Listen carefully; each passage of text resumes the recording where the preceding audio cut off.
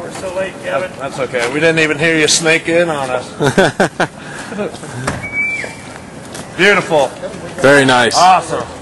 You finally got here. Finally got here. Good. No. Got only a little pair. Yeah. Man, that was cold. Where'd y'all fly from? Savannah, Georgia. Oh, did you? Wow. Remember, we got it new last time we were here.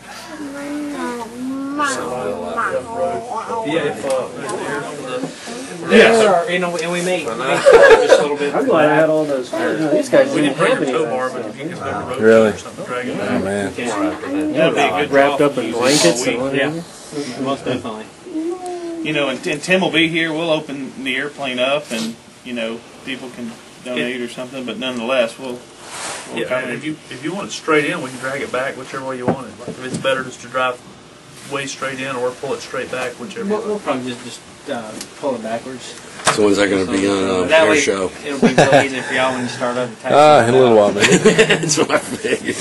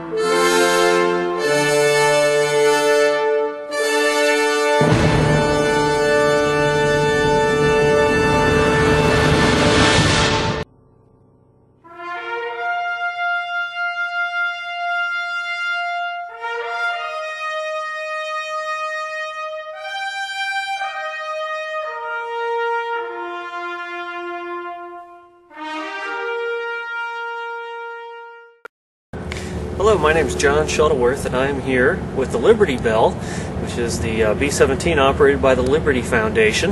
And we're here today at the Cavanaugh Flight Museum, and I'm going to tell you a little bit about the Belle and our mission, which is to take the airplane around the country and allow people to come out and see, smell, and feel the B-17 and learn about what our airmen did during World War II and have the total immersion experience. So we encourage you to go to our website, which is libertyfoundation.org, and find out about what we do and where we're going to be, and come out and fly with us.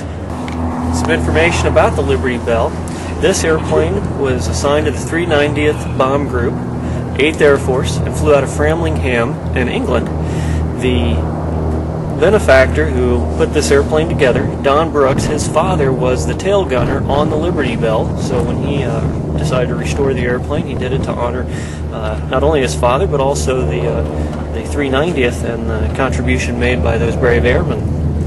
This airplane is actually two aircraft. The front half of the airplane is from an airplane that was a engine test bed for Pratt & Whitney after the war, and they did a lot of testing of turbine engines, and it actually had, instead of the bomber or the navigator and bombardier compartment up here in the front, it actually had a firewall, and they mounted a turbine engine there, and we have pictures of the airplane running on one turbine engine mounted on the front, and the four Wright Cyclones shut down. This airplane and the back half of another airplane were purchased by Don, and he engaged in a 14-year, $3.5 million restoration program to put the Liberty Belle together, and then to bring it to the public so they have a chance to see what it's about. And your help is what keeps this airplane flying, and we really appreciate you taking a look and coming out to fly with us. Liberty Belle has four Wright Cyclone 1820 engines. The engines are 9-cylinder. They are a supercharged engine and a turbocharged engine. So the supercharger is attached mechanically through gears to the power section of the engine, and it's supplying air all the time, and then that is supplemented, if you look right behind here, right down the exhaust, is supplemented by this turbocharger. So the turbocharger uses exhaust gases to spin up and to further compress the air back to the carburetor. These engines develop 1,200 horsepower, and the turbocharging mechanism is a dial in the cockpit up on the center pedestal that we'll go take a look at here in a second, and we'll talk a little bit about how we start these engines and operate these engines. The landing gear of a B-17, along with the flaps, are all electric. In fact, most of the systems on board a B-17 are electrically operated. So on each landing gear, including the tail wheel, there's an electric motor that powers a jack screw that brings the gear up and down. The landing gear is actually one of the weaker links of the airplane, and every time we land we make sure that the gear is over center, which means that a knuckle, specifically this knuckle right here, is over center, which then relieves the load from the jack screw. And you know, your gear's down. The brakes on the landing gear of the B-17 are actually air over hydraulic. We use hydraulic pressure to drive into the drum, to push the drum out against the, push the shoes out against the drum, and that's how those are actuated. So the only two hydraulic things on a B-17 are the brakes and the cow flaps. Everything else is electric.